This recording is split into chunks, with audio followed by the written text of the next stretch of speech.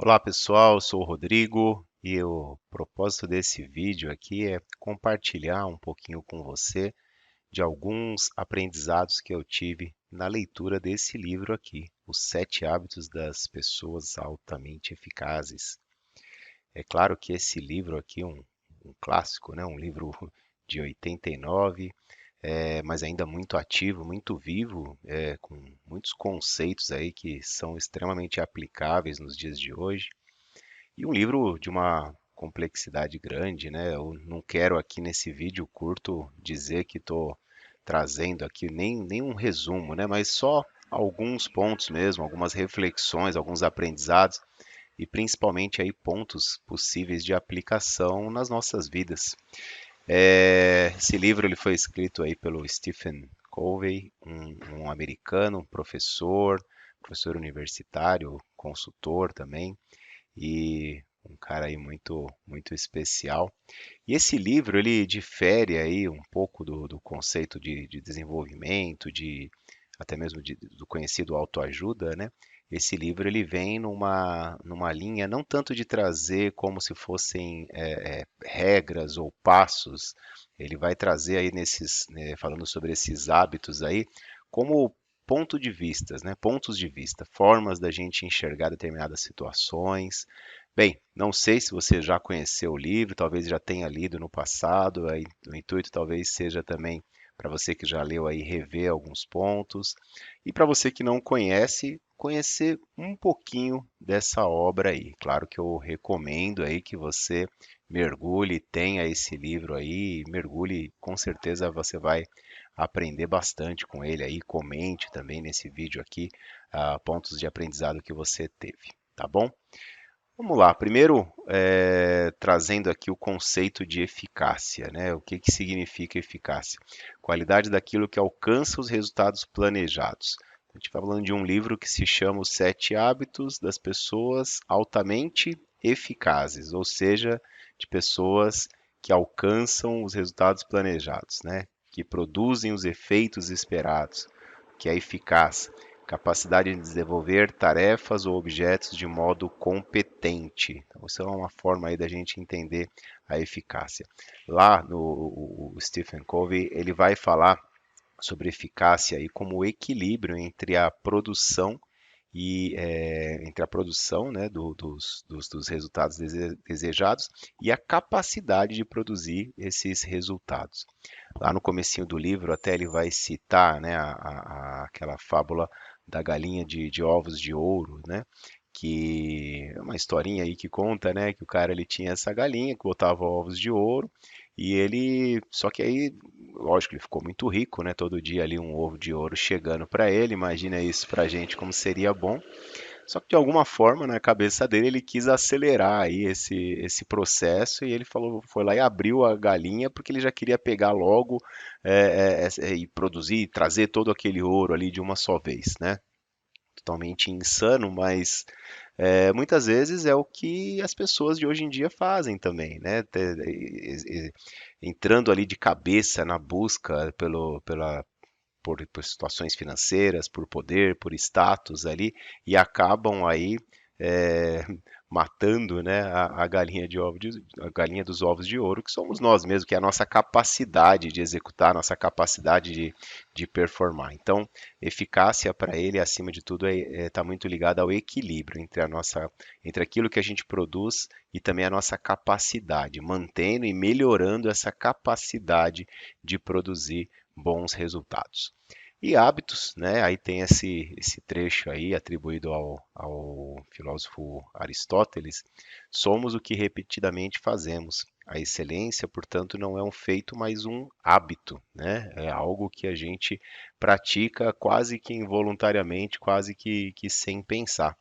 Tem um texto aqui que ele diz assim, né? Para a gente refletir um pouquinho tanto sobre o que precede, o que nos leva a ter e gerar hábitos, como também aquilo que acaba gerando, né? Os nossos hábitos eles geram como resultado também.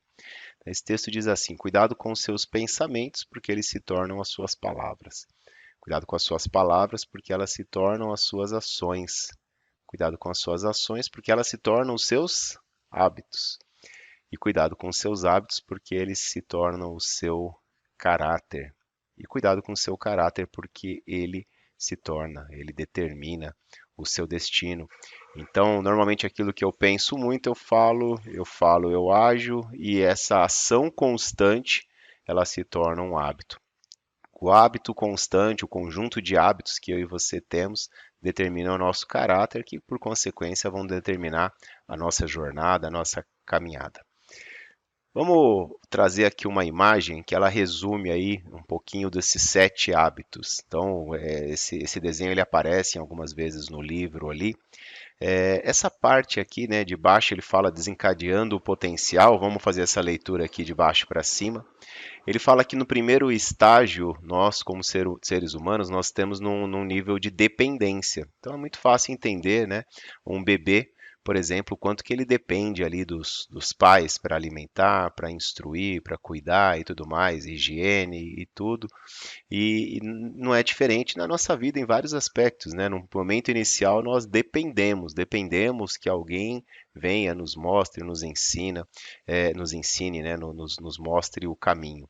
E aí ele chama de vitória particular, que são os 3 primeiros hábitos, tá? O hábito seja proativo, comece com o objetivo em mente e faça primeiro o mais importante. Quando a gente entende aí esses 3 hábitos e começa a trabalhá-los de uma forma eficaz, como o livro propõe, nós temos uma vitória particular, a vitória do indivíduo. E aí isso já nos leva para um estágio de independência. Então, legal, agora eu já não dependo mais, eu já consigo determinar, consigo alinhar algumas ações, alguns caminhos que eu decido tomar. E aí ele vai para os hábitos 4, 5 e 6, que ele vai chamar de vitória pública. O hábito 4 ele vai falar pensa, ganha, ganha, pense, ganha, ganha. O hábito 5 procure primeiro compreender para depois ser compreendido. E o hábito 6 crie sinergia. E aí isso nos leva a um nível de interdependência. Então, diferente da independência, que é eu já não preciso de mais ninguém, a interdependência já é um estado de maturidade muito maior, porque eu já entendo, eu já percebo que sim, um dos outros nós dependemos e juntos a gente consegue produzir muito mais. E aí o 7º hábito que está girando aí nessa roda, que é o afine o instrumento, que é um hábito aí de renovação, de determinados cuidados que nós devemos ter com a nossa capacidade aí de produzir resultados eficazes. Vamos falar um pouquinho de cada um deles. Como eu disse aqui, a ideia é ser de uma forma muito simples, é mais despertar aí para você algum entendimento e principalmente o desejo de mergulhar mais nesses assuntos aqui. A vitória particular. Então, a gente vai falar dos 3 primeiros hábitos. O primeiro deles é seja proativo. Devemos tomar a iniciativa, percebendo que as nossas decisões são os principais fatores que determinam a eficácia em nossa vida. Então, esse hábito aí, algumas pessoas chamam de autorresponsabilidade também, é o entendimento de que eu devo decidir aquilo que é mais importante, eu devo tomar as ações necessárias, né? A gente vai explicando aqui um pouquinho melhor. Aí entra a linguagem reativa, né? A forma como eu falo. Será que eu estou falando, estou agindo e comunicando de uma forma reativa ou proativa, né? E lembra que a gente falou aquilo que a gente pensa, aquilo que a gente fala e, consequentemente, é a forma como a gente age. Então, o reativo, a linguagem reativa, ela vai dizer assim sempre, né? Ah, não tem nada que eu possa fazer. Eu nasci aqui, as condições são desse jeito, eu sou assim e pronto. Esse é o meu jeito, esse é o meu perfil. Ah, ele me deixa louco, ela me deixa louco. São sempre as pessoas ao redor que determinam o meu humor, o meu estado de espírito. Ninguém nunca vai assentar isso daqui. Ah, se eu pudesse. Então, essa é a linguagem reativa, o pensamento e a comunicação, onde eu sempre me coloco como uma vítima das circunstâncias. O que esse hábito 1 está nos dizendo, nos ensinando, é que a gente deve ter uma linguagem proativa, que é sempre por exemplo, vou buscar alternativa. Né? Eu não sou vítima disso daqui tudo. Eu consigo pensar numa forma diferente de fazer. E eu não estou dizendo aqui, tá, para você que a sua situação seja simplesmente fácil, mas é sempre tentar entender, dado aos fatos, dado às circunstâncias, o que eu consigo fazer diferente. né? O que que eu consigo fazer de uma forma a me levar para um estado diferente? Eu posso tomar uma atitude diferente, eu controlo os meus sentimentos, não são as pessoas que vão determinar se eu vou ficar triste, feliz, chateado ou bravo, né? Eu vou fazer da melhor forma que eu puder, com os meus recursos, com a minha capacidade, eu decido fazer. Então, a linguagem proativa desse hábito um, ela nos leva a pensar e agir de forma que eu devo tomar o primeiro passo, eu não devo me vitimizar. Outra coisa importantíssima nesse primeiro hábito é o círculo da preocupação e o círculo da influência, onde que a gente está colocando aí o nosso foco. Então imagina que a gente está aqui no centro aqui e a gente tem essa capacidade de influenciar algumas coisas. Então eu e você, a gente pode, por exemplo, determinar a prioridade que eu vou dar na minha vida. Olha, eu determino assim que nesse momento agora eu consigo influenciar a decisão da minha decisão de escolher esse ou aquele curso, né? Ou de gastar meu dinheiro com isso ou com aquilo. Isso é minha zona de influência. Isso é tudo aquilo que está na minha mão, que cabe a mim tomar uma decisão de fazer diferente. E é aqui que eu devo atuar com o meu foco. Agora, existe a zona da preocupação, que é tudo o que acontece ao redor. Poxa vida, quem será que vai ganhar as eleições, né? Será que meu chefe vai me promover? Será que isso vai acontecer? Será que a empresa vai mudar? Será que aquilo? Isso tudo é zona da preocupação e isso tem sido aí uma fonte grande de ansiedade, quando eu e você colocamos o nosso foco nessa zona da preocupação. O grande ponto aí, a grande dica, digamos assim, né, desse hábito é eu devo olhar intensamente para aquilo que eu posso fazer alguma coisa e para aquilo que eu vejo que está no meu alcance, né? Quando eu coloco o meu foco na zona de preocupação, isso só gera ansiedade, só gera dor. Legal. Esse é o hábito um. Agora indo para o hábito 2. Comece com um objetivo em mente. Então, é muito importante a gente entender aonde a gente quer chegar, né? Quais são os meus valores pessoais mais profundos? Quais são os meus objetivos? Esse hábito ele fala que tudo é criado em duas etapas. Primeiro no pensamento, primeiro eu imagino, né? E depois na execução. Ele dá muito um exemplo ali no livro de uma casa, por exemplo, a construção de uma casa, ou de um prédio, ou de qualquer coisa, né? Normalmente alguém imaginou, alguém pensou como que seria essa casa, como que seriam os cômodos, se vai ser um sobrado, uma casa térrea. Alguém imaginou e depois isso é executado. E não é diferente na nossa vida também. Então, primeiro a gente imagina, a gente sabe, né? Poxa, eu imagino que o destino, eu imagino que o objetivo é esse, né? Pode ser que durante o caminho você perceba que aquele não era exatamente o melhor objetivo, mas ele foi criado em algum momento na sua mente. E aí depois ele vem para a execução. O grande problema é quando simplesmente a gente está vivendo e de forma apenas executando, apenas reagindo aos estímulos, reagindo às situações. Eu não estou construindo nada porque no fundo eu não sei o que eu quero construir. Então eu estou simplesmente participando aí daquilo que me chamam, daquilo que onde eu sou acionado. Então, o grande lance desse hábito 2 é eu vou executar, eu vou agir, eu vou colocar meu foco, que a gente falou no primeiro ponto ali, em agir naquilo que eu entendo que é o meu objetivo. E aí vem um ponto aqui que é super importante. Muitas pessoas banalizam isso, falam: "Ah, Rodrigo, não, eu tô aí, eu tô, né, como diria o cantor lá, deixa a vida me levar". Mas será que isso está dando bons resultados? Será que isso está realmente te levando aí? O único ponto é, se você decidir deixar a vida te levar, você não pode reclamar depois para onde ela te levou. Então, aqui é algumas perguntinhas, né? O que que eu quero ser, né? O que que eu quero ser? Não o que eu quero fazer, o que eu quero ter, mas o que que eu quero ser? Qual o papel aí que eu quero exercer? O que que eu quero de fato ser? Né? Para onde que eu estou indo? Qual que é o destino? Qual que é a direção? Qual que é esse caminho aí que eu estou trilhando? Quais são os meus valores e princípios fundamentais?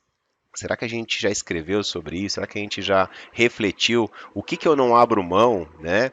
E até questionar se esses valores são realmente adequados, por que que esses valores aí são os mais importantes para mim e para você, qual é o meu propósito de vida, né? Muitas pessoas passam a vida inteira sem nem sequer questionar isso daí, mas será que eu tenho um propósito, eu sei disso, mas qual que é esse propósito de fato? Será que eu estou vivendo em direção a esse propósito? Então, esse exercício aqui é começando, né, esse hábito, comece com um objetivo em mente, é uma reflexão de autoconhecimento, tentando entender, olhando para dentro mesmo, sabendo de verdade quem você é.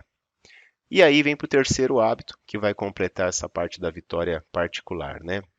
Primeiro, o mais importante. Pode parecer óbvio, mas será que a gente está aplicando realmente isso aí nas nossas vidas? O autor fala que a gente deve priorizar, planejar e executar nossas tarefas baseados muito mais na importância do que na urgência. Avaliar se os nossos esforços demonstram os nossos valores pessoais e nos levam em direção às nossas metas. Será que eu realmente estou trabalhando naquilo que é importante para esses objetivos, para esse objetivo que eu trabalhei ali no hábito 2? Aqui é uma matriz, é bastante famosa, sempre o pessoal publica imagens dessa matriz aqui, e é uma reflexão bem interessante. Ele traz aqui esses 4 pontos, né?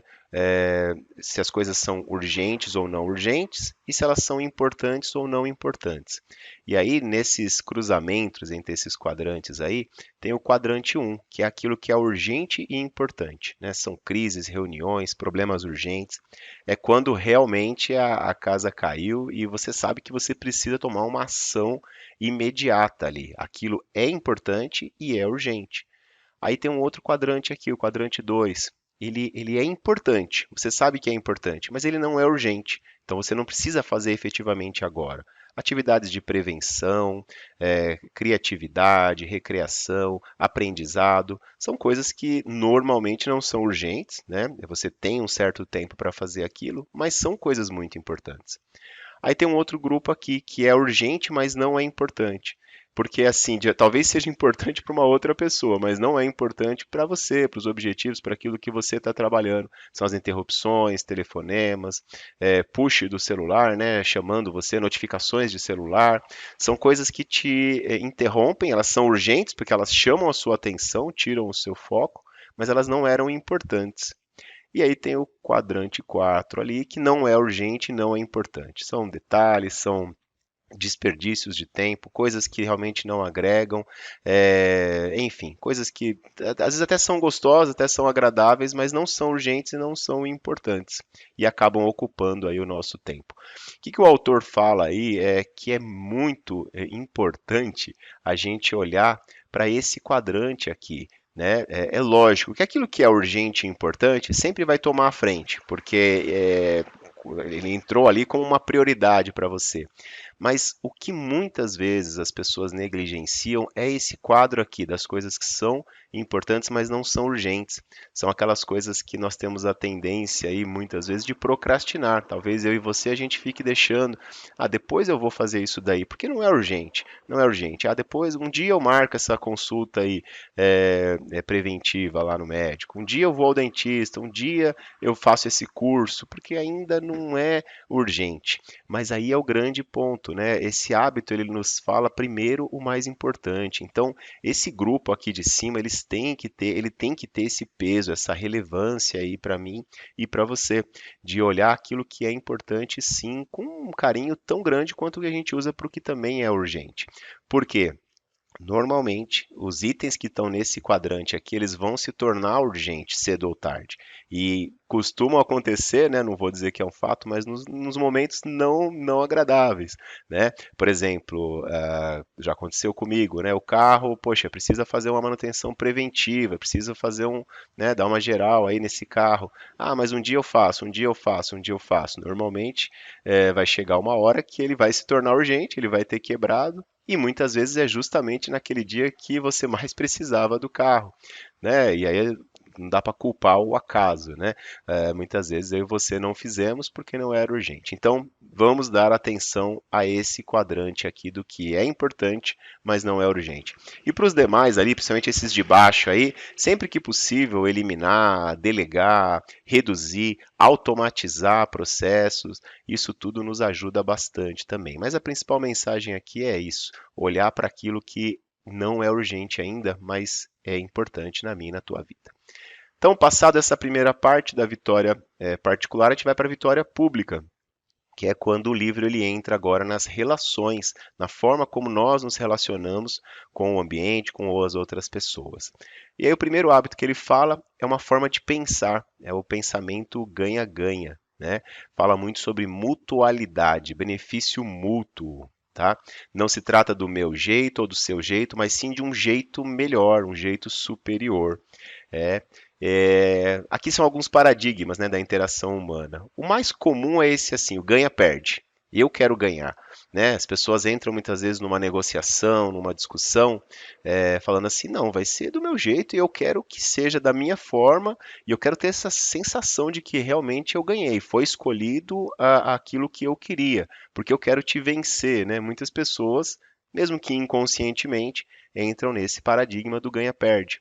Tem o perde-ganha também, que aí a pessoa com aquele excesso de comiseração, que, poxa, todo mundo ganha, todo mundo me humilha, todo mundo pisa em mim.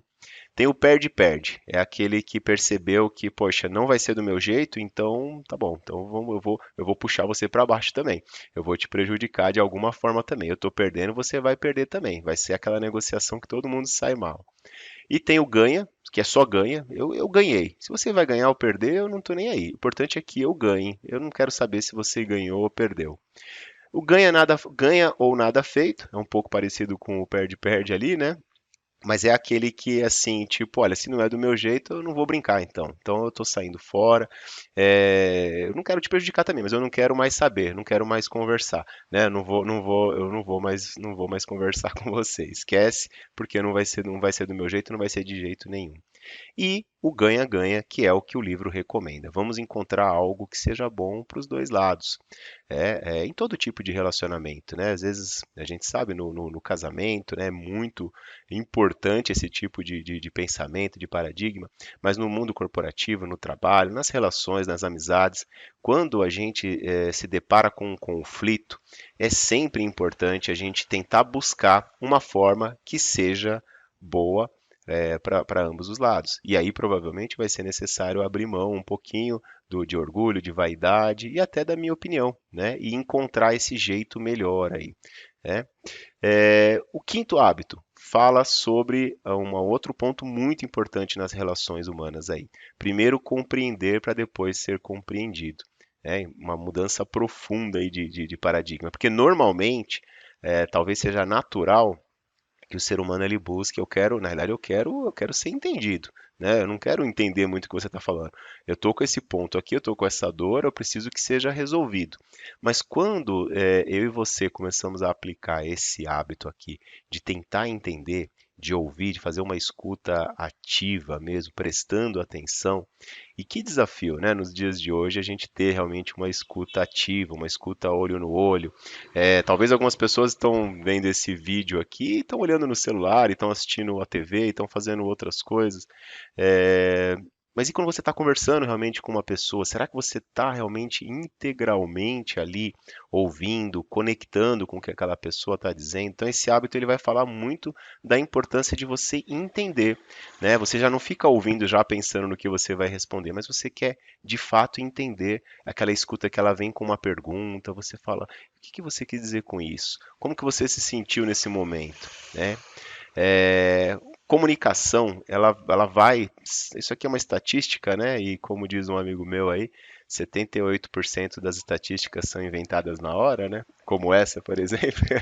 Mas, enfim, é uma base interessante. Ela diz que 7% da comunicação é através das palavras, 38% da forma como as palavras são ditas, entonação de voz, se você está gritando, se você está falando baixinho, isso também comunica muito e 55% pela linguagem corporal, a forma como a pessoa está de fato falando. Você consegue perceber. Então, a escuta ela vai muito além somente de ouvir, né? Sempre que possível, numa conversa presencial, o contato no olho, demonstrando realmente que você está interessado em entender qual o ponto daquela pessoa. Isso hoje é algo tão difícil de acontecer, infelizmente, mas é tão valioso, né?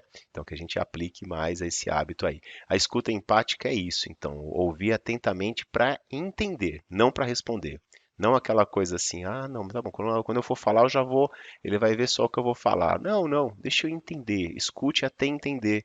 Mesmo que você tenha que pedir um tempo, falar, tá bom, deixa eu entender, legal, entendi, deixa eu processar aqui agora como que eu vou responder. Tudo bem. Não interrompa. Pois é, não interrompa a pessoa. Isso é de uma indelicadeza, né, tamanha, né? Você interromper a pessoa sem deixá-la concluir o raciocínio.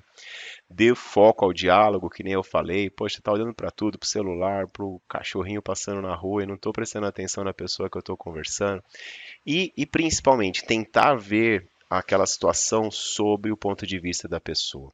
É a empatia, né? Me colocar ali no lugar daquela pessoa e ver como que ela sente aquela situação, né? Poxa, para mim é tão fácil entender isso, mas para essa pessoa e pelo que ela está explicando aqui, devido às situações que ela já passou na vida, isso é uma dor tão grande para ela, algo que para mim é tão banalizado, mas para ela é tão complexo.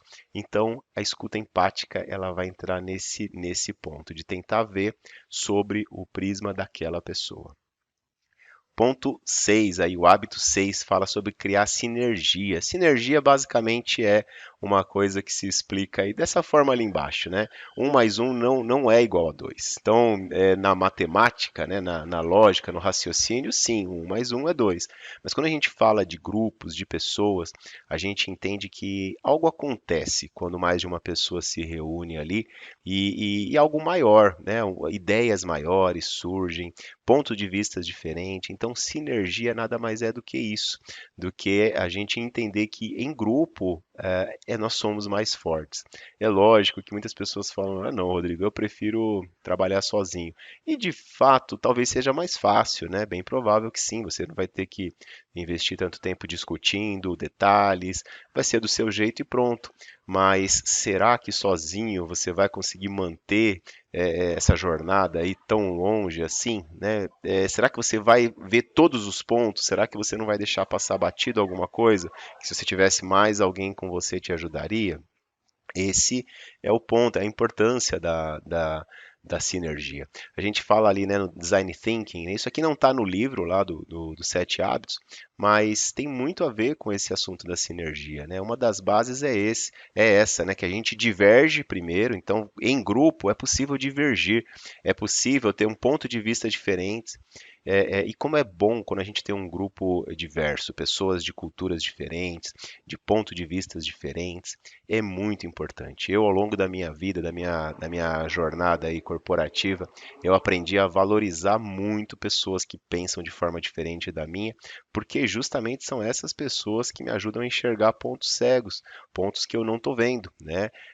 Então, você aí que é líder, por exemplo, passe a, se você não faz isso ainda, valorize ter pessoas diferentes. Recrute pessoas diferentes de você, né? Não tenha uma equipe toda formada por pessoas que pensam exatamente igual a você. Vai ser mais fácil? Sim, mas a probabilidade aí de que você não consiga criar de forma disruptiva é muito maior. Então, diverge e converge. Então, você tem que divergir e aí depois você converge. Por isso que é importante os outros dois hábitos que a gente falou aqui antes, né?